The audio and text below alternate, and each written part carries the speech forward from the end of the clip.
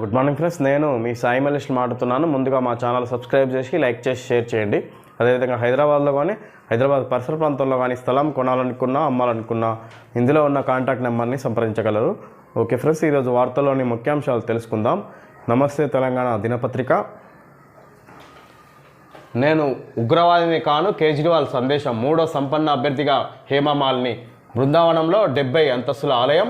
అద్దంలో చూసుకోండి, మోడీకి దీదీ కౌంటర్. పేపర్ బ్యాలెట్లో ఏం జరిగిందో తెలుసు సుప్రీం.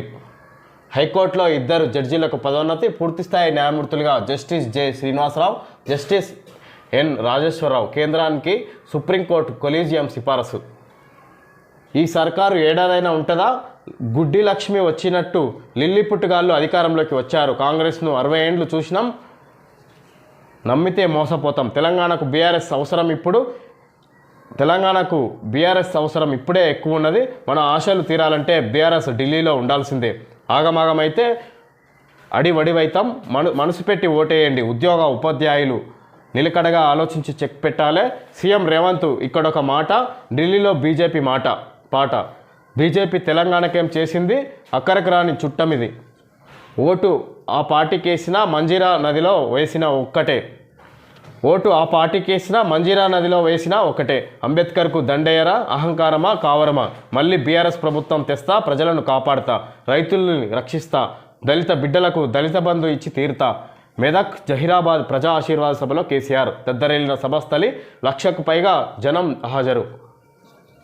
5 ఏండ్లుండని కాంగ్రెస్ గెలిచిందని మాకేమీ ఓర్వలేనితనం లేదు. కాంగ్రెస్ ప్రభుత్వం కూడా 5 ఏండ్లు అధికారంలో ఉండాలి, పని చేయాలి. 5 ఏండ్లుంటేనే నల్లదేందో తెల్లదేందో తెలుస్తుంది.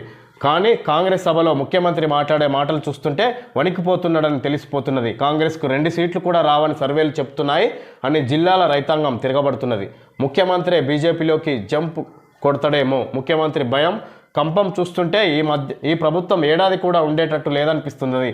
ఎవరు ఎప్పుడు పోయి బీజేపీలో కలుస్తారో తెలియదు. స్వయంగా ముఖ్యమంత్రి బీజేపీలోకి జంప్ కొడతాడేమో తెలియదు. సీఎం ఈడ ఒక మాట, ఢిల్లీలో ఒక మాట మాట్లాడుతున్నాడు. ఆయన ఢిల్లీకి పోయి బీజేపీకి ఓటు వేయాలని టీవీలో చెప్తున్నాడు. ఎవరికి బీ టీమో ప్రజలు ఆలోచించాలి.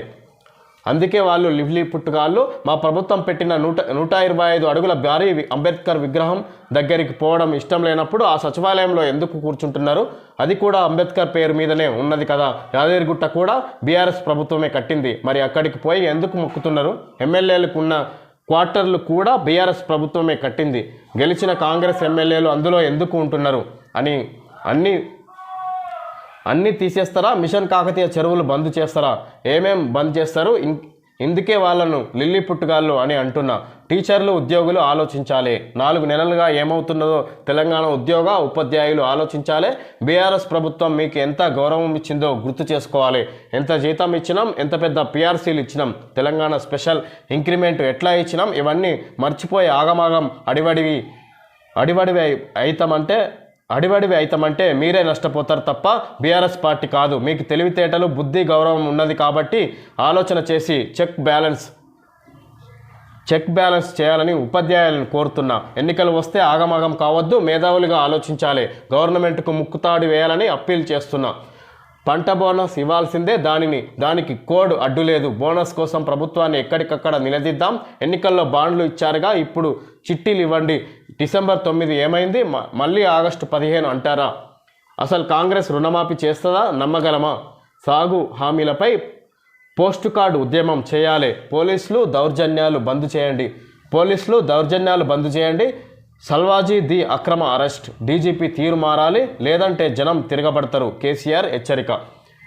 ఈ విధంగా నిన్న జరిగిన భారీ బహిరంగ సభలో కేసీఆర్ కాంగ్రెస్ ప్రభుత్వాన్ని ఉద్దేశించి మాట్లాడడం జరిగింది. ఈ విధంగా అప్పుడప్పుడు ప్రజలు లిల్లీ పుట్టుగాళ్ళకు కూడా అధికారం కట్టబెడతారన్న ఉద్దేశంతో రేవంత్ ఉద్దేశించి మాట్లాడడం జరిగింది. ఈ విధంగా కాంగ్రెస్ ప్రభుత్వాన్ని రేవంత్ రెడ్డి ఈ కాంగ్రెస్ ఒక సంవత్సరమైనా అధికారంలో ఉంటుందా?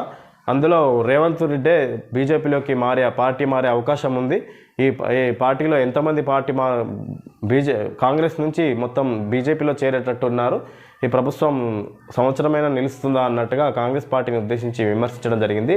అదేవిధంగా మేము ఓరవలేకపోతున్నాం అనడం కరెక్ట్ కాదు, మాకేం ఇబ్బంది ఏం లేదు, 5 సంవత్సరాలు ఈ కాంగ్రెస్ గవర్నమెంట్ కొనసాగాలి, అప్పుడే తెలుస్తుంది సమర్థులు ఎవరో అసమర్థులు ఎవరో అన్నట్టుగా కేసీఆర్ రేవంత్ రెడ్డి గవర్నమెంట్ను ఉద్దేశించి మాట్లాడడం జరిగింది. ఈ విధంగా వాళ్ళకు సంబంధించిన వివిధ రకాలుగా విమర్శించిండు. పంట బోనస్ ఇవ్వాల్సిందే, దానికి ఎన్నికల కోడ్తో సంబంధం లేదు. ఈ విధంగా పంట రుణమాఫీ చేస్తాడా, అసలు నమ్మకం ఉందా మనకు జనాలకు మీకైనా అన్నట్టుగా ఈ విధంగా కాంగ్రెస్ పార్టీ మారుస్తున్న మాటలను ఉద్దేశించి ఆయన కేసీఆర్ మాట్లాడడం జరిగింది. ఈ విధంగా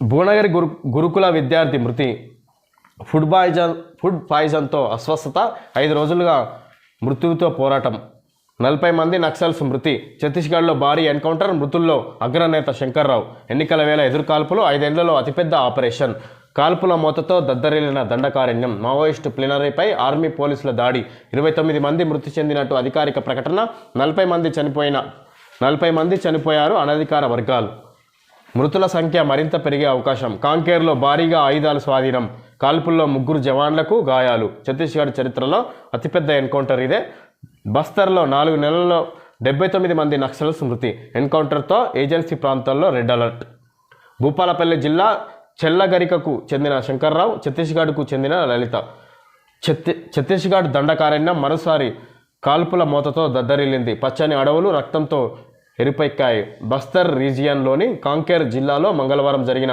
భారీ ఎన్కౌంటర్లో దాదాపు 40 మంది మావోయిస్టులు హతమయ్యారని అనధికార వర్గాలు తెలిపాయి. ఇప్పటి వరకు 29 మృతదేహాలను స్వాధీనం చేసుకున్నామని అధికారులు ధృవీకరించారు. ఈ సంఖ్య మరింత పెరగొచ్చని చెప్పారు. రాష్ట్రంలో జరిగిన అతిపెద్ద ఎన్కౌంటర్ ఇదేనని పోలీసులు చెబుతున్నారు. మరో 2 రోజుల్లో లోక్సభ ఎన్నికల తొలి దశ ప్రారంభం కానున్న వేళ తాజా ఎన్కౌంటర్ చోటు చేసుకోవడం గమనార్హం. ఈ ఏడాదిలో ఇప్పటి వరకు 4 నెలల వ్యవధిలో బస్తర్ రీజియన్లో జరిగిన వేర్వేరు ఎన్కౌంటర్లలో 79 మంది మావోయిస్టులు మరణించారు. ఈ విధంగా ఛత్తీస్గఢ్లో జరిగిన భారీ ఎన్కౌంటర్, ఈ ఎన్కౌంటర్లో 40 మంది మృతి చెందినట్లుగా అనధికారిక వర్గాలు తెలియజేశాయి. అధికారిక వర్గాల సమాచారం ప్రకారం 29 మంది మావోయిస్టులు మృతి చెందడం జరిగిందన్నట్టుగా ఇక్కడ సమాచారం. దీనికి సంబంధించి లోక్సభ ఎన్నికలకు సంబంధించి మావోయిస్టులు అక్కడ సంబంధించిన ఎలక్షన్లు బహిష్కరించాలని అంటూ ప్రకటించడం జరిగింది. దానికి సంబంధించి పోలీస్ కూంబింగ్ ఏర్పాటు చేయడం జరిగింది. ఈ కూంబింగ్లో మావోయిస్టులకు పోలీసులకు మధ్య ఎదురుకాల్పులు జరిగిన సందర్భంగా 29 మంది మావోయిస్టులు మృతి చెందినట్టు అధికారిక వర్గాలు చెబుతుండగా అనధికారికంగా 40 మంది మృతి చెందొచ్చు అనే సమాచారం ఉన్నదన్నట్టుగా ఇక్కడ ఇన్ఫర్మేషన్. ఈ విధంగా 79 మంది ఈ 3 నెలల వ్యవధిలోనే ఇక్కడ మావోయిస్టులు మృతి చెందినట్టుగా ఇక్కడ సమాచారం. 15 సంవత్సరాలుగా ఇదే అతిపెద్ద ఎన్కౌంటర్ అని ఇక్కడ ఇవ్వడం జరిగింది. సివిల్స్లో మెరిసిన పాలమూరు బిడ్డ అనన్యారెడ్డికి ఆల్ ఇండియా 3వ ర్యాంక్, తొలి ప్రయత్నంలోనే విజయం, కోచింగ్ తీసుకోకుండానే సత్తా, మనోళ్ళు 50 మందికి ర్యాంకులు, యూపీకి చెందిన ఆదిత్య టాపర్, 1016 మంది అభ్యర్థుల ఎంపిక, హనిత పట్టుదల ఆదర్శప్రాయం, సివిల్స్ తుది ఫలితాల్లో 50 మంది తెలుగు అభ్యర్థులు జాతీయ స్థాయిలో సత్తా చాటారు. మహబూబ్ నగర్ జిల్లా అడ్డాకులకు చెందిన 22 ఏండ్ల దోనూరి అనన్యారెడ్డి మొదటి ప్రయత్నంలోనే ఆల్ ఇండియా 3వ ర్యాంక్ సాధించారు.